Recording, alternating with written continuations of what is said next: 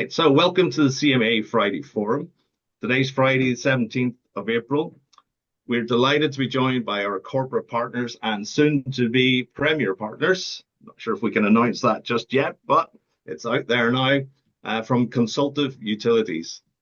They will be represented by Paul Davidson, as you can see, well settled into the Renaissance Club. Paul is the business development manager.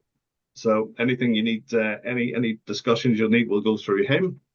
We're also joined by Craig Portsmouth, who's the senior procurement analyst for Consultative Utilities. Very much the brains in the operation. No disrespect to you, Paul. So the session today is energy risks and strategies to manage them. So as I said, it's going to be a very interactive session with the guys. So with that, it's over to you. Thank you very much, and very welcome to CME Friday Forum, Paul and Craig. Brilliant. Thank you very much. Cheers, Gav. Good morning, everyone.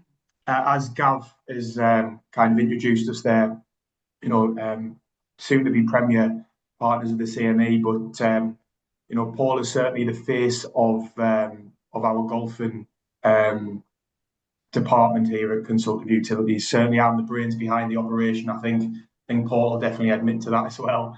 But I come with years and years of experience, just under 20 years of experience of working in the energy, the market, working for a supplier or suppliers direct, and then coming into the TPI, the third party space. I think with that, I bring a lot of knowledge and experience of how a supplier works. During that time, new legislations and policy changes that the government have brought into the UK energy market have reshaped and certainly challenged businesses from small to large. And then Paul's brought me into helping the golfing department over the last 18 months, and I've learned personally a lot. But I've been able to use the knowledge from working with other types of businesses prior to come to this point. Some do work quite similar to golf clubs, so it helps with that kind of access. So just to run through who Consultative Utilities are, we're an independent energy consultancy, so we're completely independent to any energy provider, water provider that we've partnered with. We'll give honest advice on where your current positions are, where we feel the market currently is, where it's been and where it's going. But it's really independent. It's really important to stay independent. We don't just work with a small handful of suppliers that we sometimes see with other organisations. We really do have full coverage of the energy market, water markets, and that just aids us with our presentation back to you when we do our energy review. We are UK wide. Certain departments in the company do help into Europe as well. Solely I just help with UK and Ireland, in Scotland, sorry. But it's across different sectors. It could be as small as helping and assisting someone running a one-man business to a large manufacturing plant, exporting into Europe, global, worldwide products and services. We help thousands of customers, which is always really important to mention, because those customers have stayed with us for just under 10 years. We consistently grow as a company and as an offering, but I think so many different customers have so many different issues, and it's about tailoring the approach to the customer's needs. There is significant energy under management, meaning that we do have quite a lot of resilience in the market, robustness. Certainly what's going on at the moment with the Iranian conflicts. I think it also gives us an insight from top to bottom from the company on the different sizes of clients that we manage, on what the issues are at hand for those certain types of customers. We have customers that are fixed out till 2032. We have customers that hedge monthly and quarterly their energy contracts and their energy spend. We have customers that have bought and sold businesses over that period of time as well. And it all falls under the same umbrella that we approach it with a consultative and educational-led approach. Listen to what the individual, what the proposal needs to to kind of respond with, and then go out and find a solution to the problems that we find in the initial conversation with the customer. I think one of the main things that I've brought to the table with Paul is I'm trying to help clubs treat energy as like a managed strategy rather than just another bill. I appreciate there's so many other things that you've got to handle that unfortunately are also increasing on you. But I know energy is a huge cost. The golfing industry, the golfing community, golf clubs are very energy intensive. And there's certainly obviously ways and means that we can help, and I'll run on to that in due course. We're soon to be a Premier Corporate Partner, which we've already mentioned. Obviously, Gavin's explained that we're moving up to that kind of category, and with that, we're very excited to be, and for the future that it holds as well. I did this slide in here just to cover off some of the clubs that we've recently been able to help. Paul is going to just cover over these. Maybe Paul, go into some of the scenarios that some of these clubs maybe found themselves, if you can, and just explain how we were able to help them. Yeah, so I was going to mention as well when we'll talk about golf clubs, we'll talk about obviously city clubs as well, because I know we've been working with the Caledonian of late. So I think the strategies are very similar. Granted, obviously some of the clubs will find city clubs and hotels are using a lot more energy, but then it's how it's managed, because obviously you've got less land. So when I'm working with like obviously close house, closer to home, and I'm up here today with the Renaissance, there's a constant communication that we find is, it's when clubs are looking at it, the cost are always asking and want to be educated more on what's happening in the market, and things are changing, but it's more the fact of each individual club and business needs to sort of put a model together, and that's what we've come to the conclusion is, instead of looking at prices as and when, trying to understand the market, say, well, take the control back into the club and put a strategy in hand for 3 years, sustainability package. The R&A obviously pushing that as well. So essentially what we've been sort of guiding clubs through now, and I'm going through the process because I'm currently on the board of my home club in Northumberland, is we've got to sort of look to the future and sustainability on putting the control back into the club and what they're consuming. The market can fluctuate as much as it can, but you've got no control of that. It's put the control back into the club. But then there's understanding other areas within the club of where the sort of, if the cutting costs of the overspending in other areas, is trying to say, right, can you invest in the long term with, if it's going to be solar, or even if you have like the robotic machines on the fairways, all these different things have to sort of come into play, and essentially it comes from the point of your bill and when you're looking at your renewals, and that's where we've looked at the strategy, especially for clubs. There's a long process to go, and I think that one of the key things is what Craig's going to discuss today about the market and how it's fluctuating, and educating on it is the starting point. Yeah, I think there it says who we've helped. I think it should really say who we're helping still, because as soon as we are successful in the contractual side of the conversations, the helping hand doesn't just stop there. I think with some of the golf clubs mentioned on this slide here, there's certainly an onus there, and kind of put on ourselves to continue to help with monitoring, managing the energy consumption, trying to help reduce that. No one can control what happens in the energy market. Unfortunately, we are not as high as that to be able to control pence per kilowatt and legislation and carbon changes. But one thing that we can help and assist with, and you can obviously help yourselves, is making the decisions of when you go to the market. So yeah, can't control what happens in the market as such, but you can certainly make the decision to move forward to protect at the time that you feel is best for yourselves. And obviously we would help and aid with that kind of thing. From the clubs in front of you, what I've learned is that, in the past they've approached energy in more of a reactive manner, whereas no matter what I do in my job, it's always to try and look forward with a proactive approach. If I can tell you where you are in terms of current costs, pence per kilowatts, etc., I can then give you an overview. And if it needs to be as sharp as you'll see a rise or you could see a reduction in your energy costs, it can be as straight to the point as that. But normally there's a lot more meat on the bones.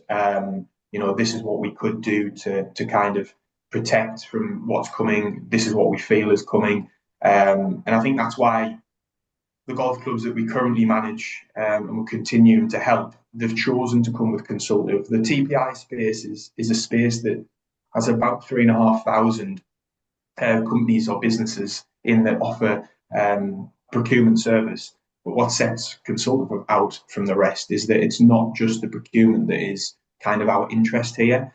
We treat the golfing community as it is. It's a community.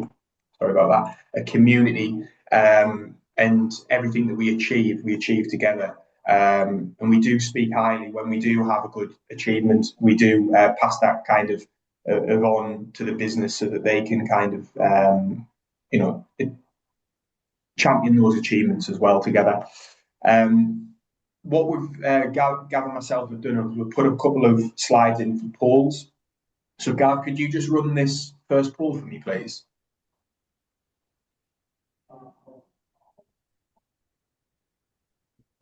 I will try.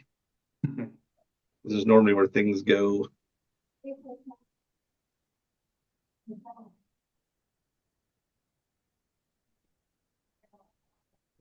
Why is it not letting me launch that? As a result.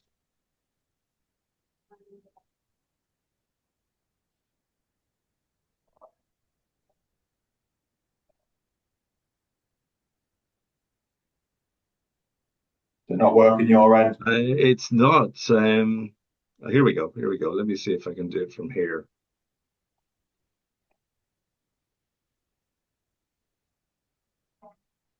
That's not letting me launch it, unfortunately. Yeah. The wonders of technology. Well, so, look, maybe just a show of hands. 2 minutes. Let me open my screen. I think I'll go from as if the results came in.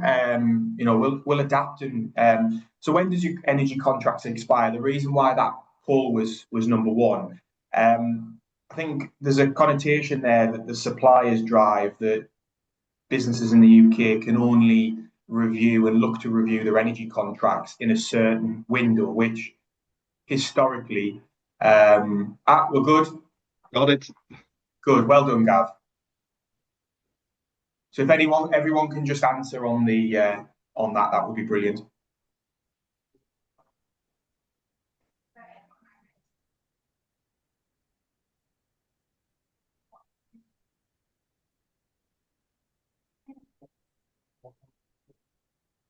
Got a note in from Andrew, November 26 for electricity, June 27 for gas. Okay. So I think that'll be most of the answers in. Shall I end it there? Lovely. Okay. I'll just start again there then. So the reason why we wanted to ask this poll was because there's a connotation there that the market's driven over many, many years, that the renewal process should be 3 to 6 months. Now, working for one of the largest energy providers in the UK, with factual information, basically the supplier wants the window to renew to be as short as possible, because that means that their accuracy on the rate delivered is nigh on 100%. And it also means that the shareholders are much happier with that supplier, that they offer renewals in a window closer to the contract end date. So as an example, consultative utilities, you have a 36-month quotable window, which I'm sure is a unique proposition, and probably everyone on this call may have not heard of that before. But what 36-month allows us is it allows us to approach the suppliers with complete, clear direction of exactly what we want to achieve, which is all suppliers have a shot at fairly winning the business that we've presented to them to price. If you look at a quotable window, maybe of a 6 month, the supplier, the first question that they'll ask you is, when does your contract expire? And that kind of sets alarm bells for them straight away. And also it gives you a shorter window for a decision. So the supplier uses that to their advantage. As soon as you say to a supplier, we've got prices from someone else, again, the first thing they'll ask is, what are those prices? So they kind of understand that what the percentage of them winning that business would be. We've always done what we call advanced procurement. And advanced procurement is anything outside of a 12-month window. So 17%, 17% are 13 to 24, and 33% are over 24 months.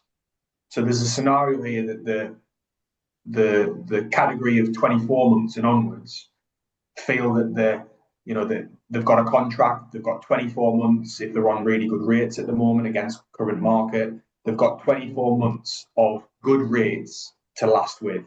But with the over 24 months category, what I would suggest is that you could do a review using current markets or in the next couple of months markets to really attain in 24 months time, would the business see an increase in energy costs, or would they actually be able to achieve a reduction in energy costs? For the people that have got under 12 months, what I would normally say to that category is that there's definitely room for a bit of education, that potentially, and I say potentially, that really don't know which way to go because they've waited maybe to the last moment to do a renewal, and they need a little bit of a helping hand. They need a little bit of advice from a business such as ours. Certainly, within that 12 months period, you're more likely to be impacted by the Iranian conflict because the market in its short period will respond negatively to the global issues, whereas the customers that are over 24 months and onwards, the prices that they'll see will not be impacted by any current global conflict, and the rates that they receive will be quite attractive. Advanced procurement is the only way that you can take the control out of the suppliers, because the suppliers really, they're only in it for themselves in terms of the shareholders and making sure that their profits are what they are. And that's what myself, Paul, our job is to challenge. We've got customers that are securing contracts from 36 month onwards, so 29 to 2032. And those customers are seeing unit rates at 32, 33 pence as an example. So I already know that when I'm speaking to a club, a golf club that run out in the next 2 years, what the expectations of the energy market will be by 28, 29, because we'll already see suppliers extending at those figures. One of the main reasons why I wanted this poll, I requested the poll to be run as well, is it doesn't matter where your contract end date lies, because of our unique access to the market. With that 36-month quotable window, it's very likely that no matter what the current end date is, there's certainly something we can help you with in terms of reviewing and giving you an educational piece. So I think that's really important, and it's certainly good to see an overview of where everyone is at the moment. I'm just going to move on to the next slide. So what's changing in 2026? Maybe the most important slide of this, and certainly a lot to talk about. So firstly, the biggest change since deregulation started on the 1st of April 2026. Throughout 2025, any current customer or any prospect that we were in conversation with, we were basically educating them and giving the heads up of what we knew was going to happen in April 2026. Now, that doesn't mean just because we haven't helped the individuals by the 1st of April, doesn't mean that there are things that we can do moving forward. Basically, the change is based around the investment into upgrading the UK's grid, network grid, for the resilience towards clean power in 2031. And it's a project that the government have basically introduced with an upfront investment of £28 billion. And that investment will grow to what they suggest is 90 billion. if we know anything about the government over the last 10 years, the figures that they've produced have always been very, very undercut and a lot shorter than what they actually required. And by the end of whatever project they run, the actual value of investment is much, much higher. Now, that investment is going to come from consumer, from residential all the way to commercial.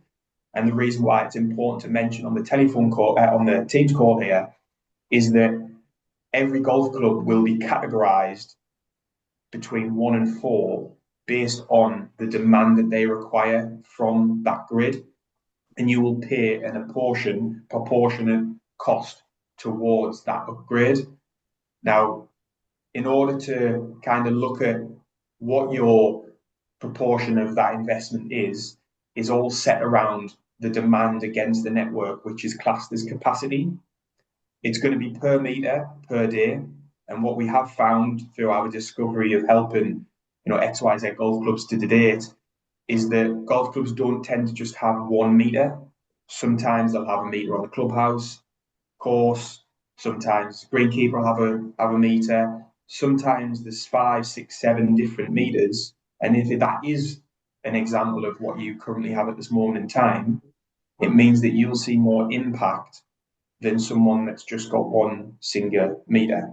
It's going to affect all businesses, regardless of when your contract ends. But in April 27 is phase 2, in April 28 is phase 3. Now, that hasn't necessarily been released to the wider public at the moment, but it's certainly something that I'm already aware of and that I've already advised to try and protect against to the customers that we currently manage. And that goes back to when your contract expires. If it's prior to April 27 or post 27, there's always something we can do to protect you.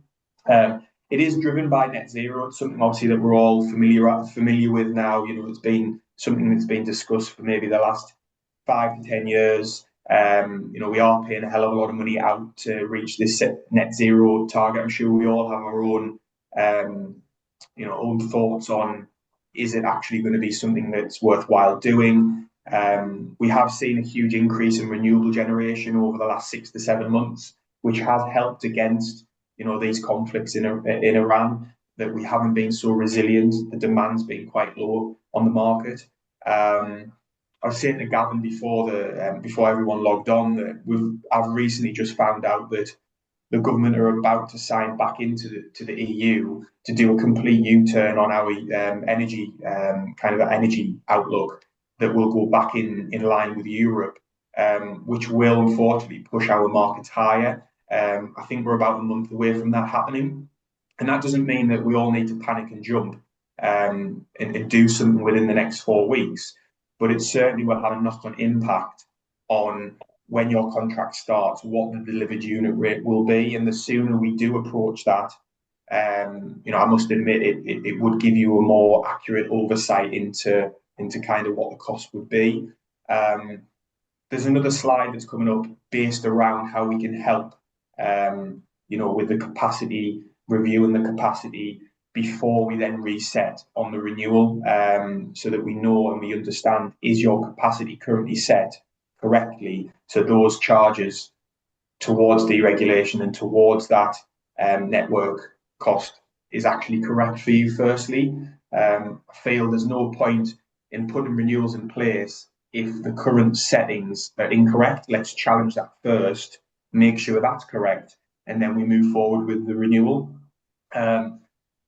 The next one is another poll. Gav, can you just run this poll for me again, please, if you don't mind? The reason why we're doing this poll is, I'll explain once I've got the results in. It's just to understand, the likelihood of where people currently sit and to where they will move to.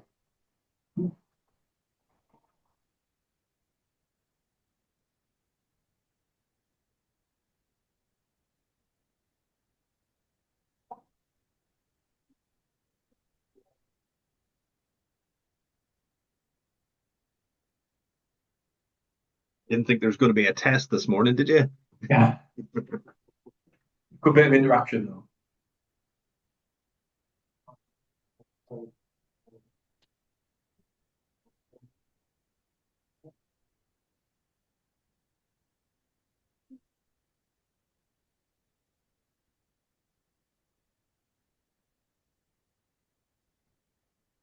I think that's them all in. Yeah, no, that's good. Yeah. It's obviously quite an average across the bunch.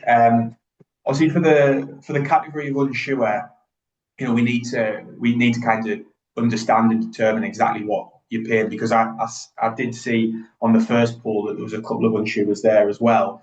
Obviously that leads to exactly what we offer as a business is a complete energy review of where you currently are, what you're paying, when the contracts expire, etc., etc. But it is quite a large amount of people don't know exactly what they're paying. There's a handful of people that do. For the customers and for the category that are paying, over sixpence, the gas market currently at this moment in time is around 6 to 8 pence a kilowatt. For the category that's under 6 pence per kilowatt, it's most likely that you'll see a bit of a challenging renewal negotiation. With electricity, depending on the amount of energy that you use, we're seeing unit rates between your 22s and your 26s right at this moment in time. Craig, sorry to interrupt. We've got a question from the floor. Can we share those results? Yeah, share the results. Cool. And then just question, yeah? I guess it was just out of curiosity to see what everybody put. Just guessing. Or was the question just... The question was if we could share the results. So. Sorry, yeah. I can't see them questions popping up, by the way. Don't know why. Oh. Can you see the results okay? I can see the results. I just can't see the questions off the back. Yeah, I can see the results now. Cool. Okay, they'll be in the chat box. I think, Craig, if you could run your cursor over the bottom of the screen. I know you're more used to Teams than Zoom, but yeah.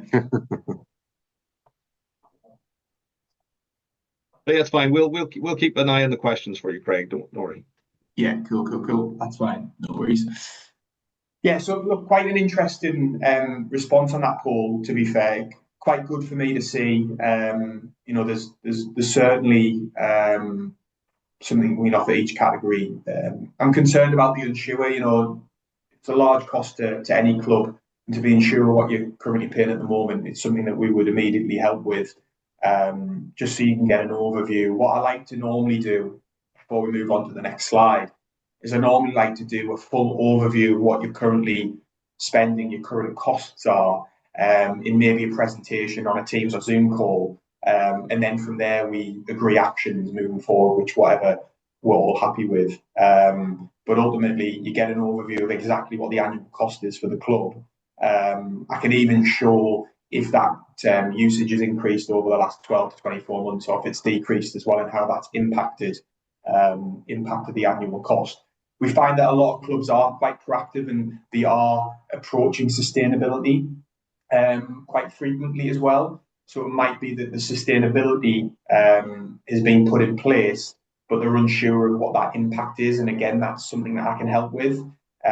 One of the controllables of your energy contract is the amount of energy that you use.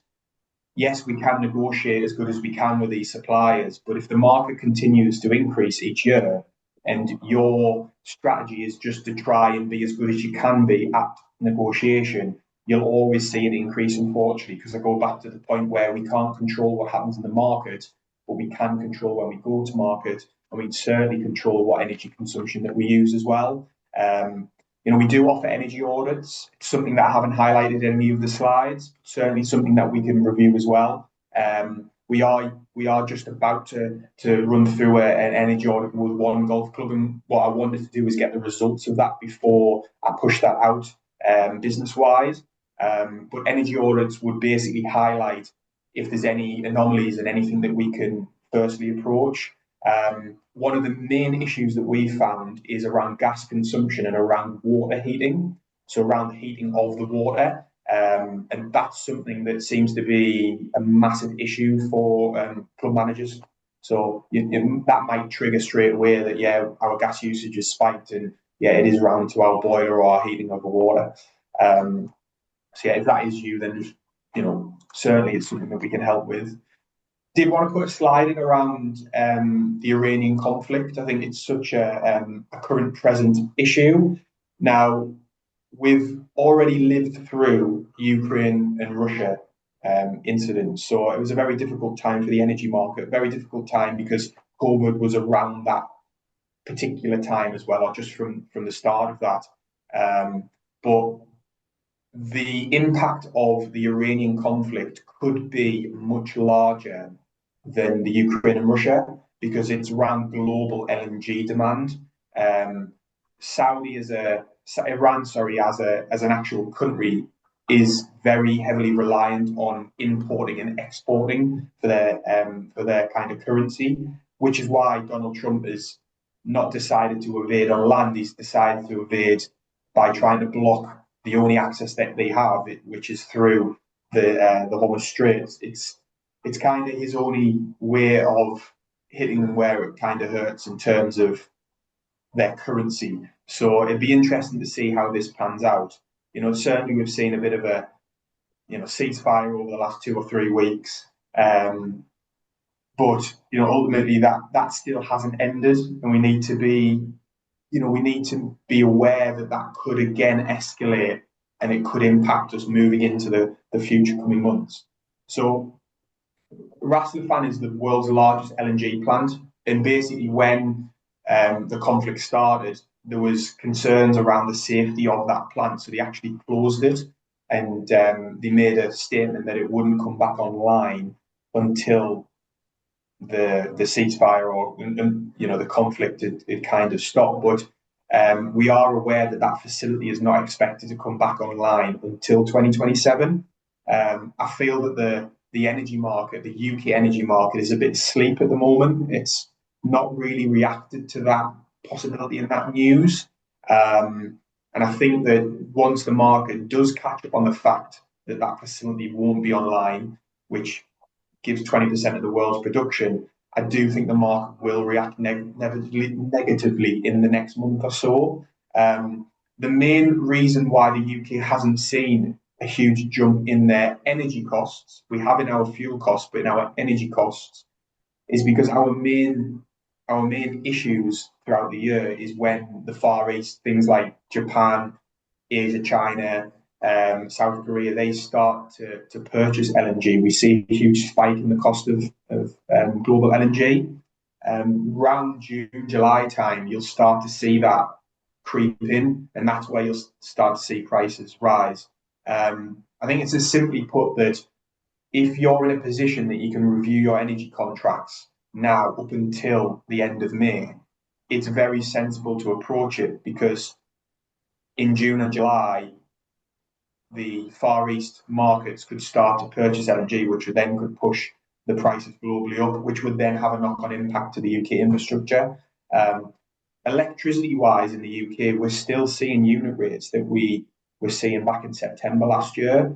And I think there's a bit of a media push out that things are worse than they actually are, a bit of scaremongering, a bit of propaganda. But factually, we're still seeing unit rates what we were seeing and offering last year. So it certainly hasn't impacted us in what people are assuming that it has.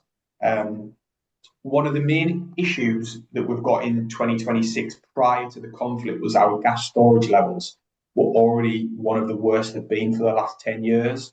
This issue and the LNG obviously currently being held there is only going to add to that issue. So I do think that come October, November time, we've got a huge issue with shortages. I don't know if anyone's seen the news this morning, but there's been a spin there pushed out that jet fuel's on its at a low point, and we've only got 6 weeks worth of it left.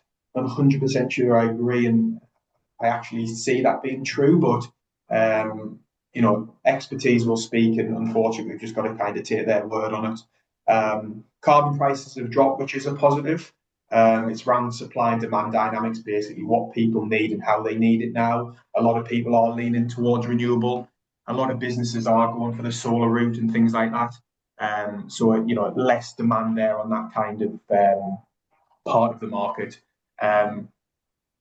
Yesterday, I put this last bullet point into this slide. Basically, the UK's LNG, which is the UK are purchasing gas in an LNG, liquid nitrogen gas. They've chosen to put that onto a long-term contract, meaning that they are less impactful of the conflict that they thought that would come their way. Even if the Iranian conflicts end, I don't think anyone could say that there won't be another conflict in the next 5 to 10 years. Certainly why Mr. Trump is around. So I think the UK's decision to do that is a reactive one, because I think they've been caught a little bit, because now they've had to go to the US to get that LNG. But ultimately, they've got a long position, and I think that's a big telltale of exactly what we as consultants should also offer, which is long-term contracts, not short-term. There is a slide coming up which clearly evidences going short to long and what that impact will mean in pence per kilowatt on gas and electricity as well. Here it is here. So at the top here is basically 1, 2, and 3 year positions and how they will react, how they have reacted, and how they'll react moving forward. It kind of follows suit, both gas and electricity. My opinion's always been long-term security fixes in the variables, the possibility of increases. At the end of the day, what hurts businesses most is the non-controllables, the variable costs. And at the end of the day, my job here is to kind of contract those variable costs, make sure that they're fully fixed costs, and that you don't get hit in the future with increases that you can't sustain. So I think that's really important here. Right at this moment in time, we're seeing suppliers price out longer term contracts lower than short term contracts, and the market is split into short, medium, and long term curves. And we're seeing those medium and long term curves providing lower averages than the short term. Short term is reacting to global dynamics. Medium and long term is yet to be impacted. Medium is 27, 28, long term is 28, 29, 30, 32, 31, 32. And we're finding customers going for the longer term agreements, not just on the basis that it is actually lower delivered rate, but also the fact is that they feel that they won't win against the market because of everything that we've discussed prior to this slide. The UK's investment hell bent on carbon zero and net zero targets, clean power targets, carbon policies being introduced. Businesses are really taking a long-term approach because they've already lived through and hopefully survived Ukraine and Russia incidents. To get through that, which was a very difficult time for any business, to then come out of that, see a little bit of green light, but then ultimately enter back into a volatile market. A lot of businesses don't want to be a part of that. So they kind of want to know what they know, and what they don't know, they're happy just to fix in so they don't get hit with what potentially could happen. And I think that's really, really important. Another poll, sorry. If we can just run this one. So basically an independent review is where someone external to the business has offered you a review of exactly what you're currently spending at the moment and what potentials are moving forward.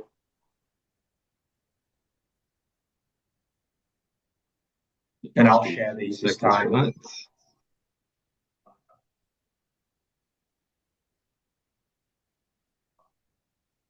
One or two more to come in. Yeah. It's always a test to see who's still awake, Craig. Yeah, sorry if I'm boring.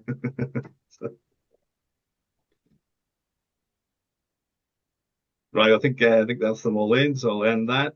Share the results. Has that worked? Yeah, I can say yeah.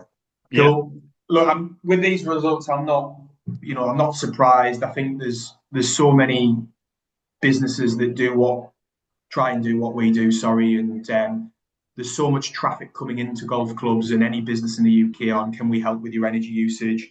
There's so many TPIs, 3,500 across the country, ringing, cold calling, reaching out on LinkedIn and messages. I'm sure that all of you get multiple calls a day about your energy contracts. I hear it all the time. I used to have a business, parents had a business.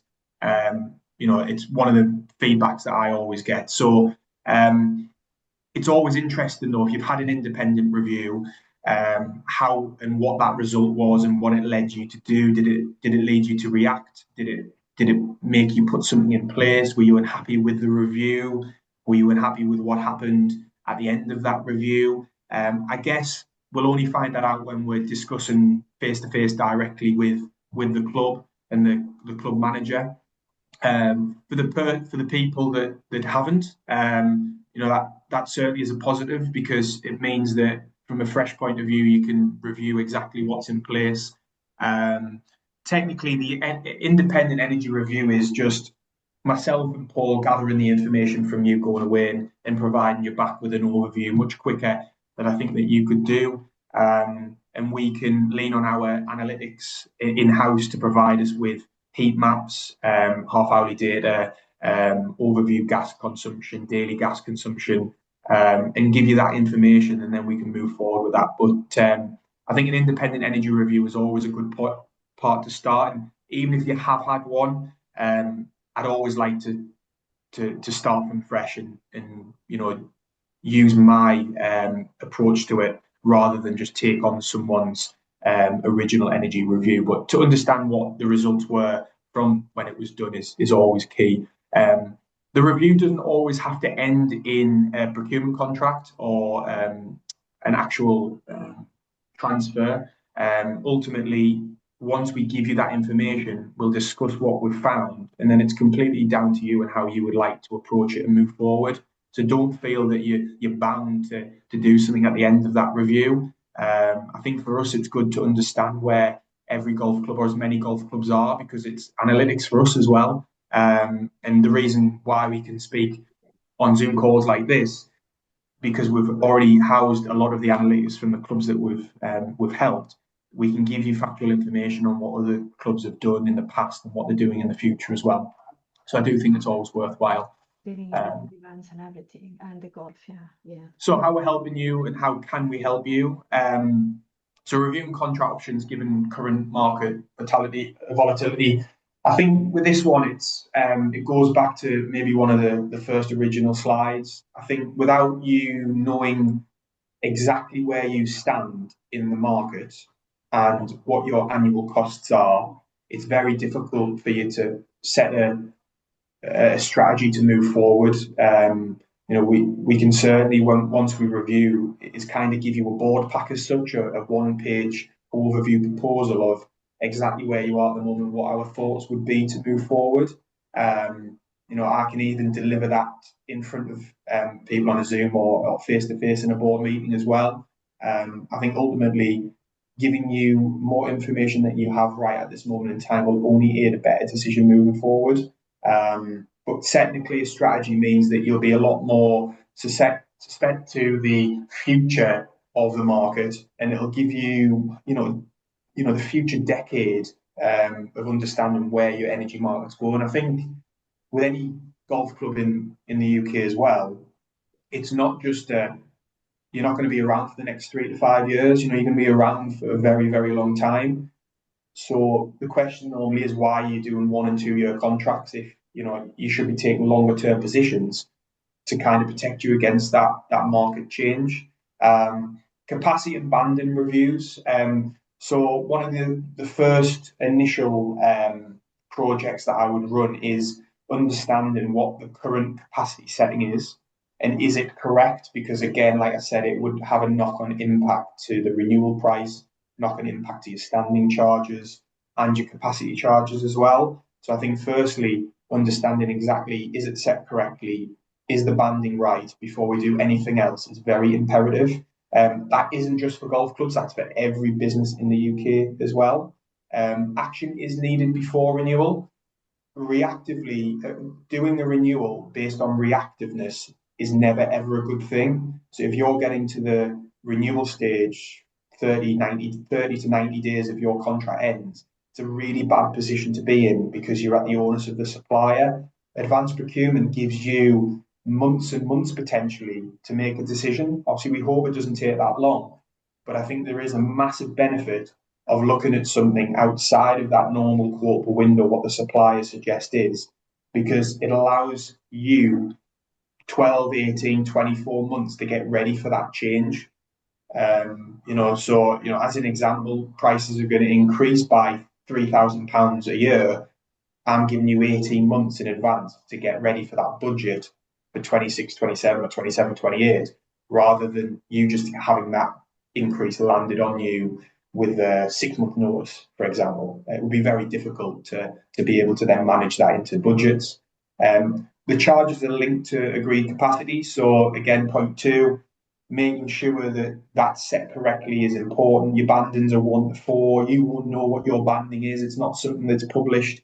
If you ring your supplier today, a lot of them will say they don't know what you're going on about, because those individuals at that supply haven't been trained in that manner. This is something that the consultants are really driving, because we know that it has a knock-on impact. Suppliers won't be honest about that. They just bill in that cost and rebill it out to the government. Our job is between those lines is to make sure that we're adding value and making sure that we're driving and questioning exactly why those settings have been set. Avoid overpaying on your capacity costs. So a lot of businesses, not just golf clubs, their capacities could have been set 30, 40, 50 years ago, and a capacity is basically set based on how much you demand per hour. A lot of those demands have changed. Things that we need and things that we require, things that we charge. There's obviously a lot more batteries being used now. A lot of the demand has changed. A lot of frequency of consumption has changed. We never used to use a lot of energy overnight. Now the country uses a lot of energy overnight because of EV car charging. If your capacity is set too low, the supplier will bill you 3 times the amount of authorised. You may only see that on your bill. Every month you may see a small figure, but that figure will add up to a larger figure over the year. The supplier won't highlight that for you on the invoice. They'll just charge you it. And if you don't question it and the direct debit just goes out, nothing will ever change. Again, part of that energy review is making sure that you've never been overcharged for something that you shouldn't have. And if there's any kind of, if there's any charges that shouldn't have been, we can go back to the supplier and question them. But yeah, penalty charges really are in line with not having something set correctly. If it's set too low and you're going over it, it's a bit like having a mobile phone and you're having, a data plan. If you go over that, you'll still get data, but the actual phone provider will charge you more for that unauthorized data as such. All right. Sorry to interrupt you there. We're sort of running a little bit short on time. I know you still got 1 or 2 slides to do. Yeah. We've also got a couple of questions from the floor. So proactive bespoke energy management, that is us approaching every single opportunity in exactly the same way, but then giving you a bespoke result. Do you want to run that one or pass that one then, Gav? Yeah, I'll do my best.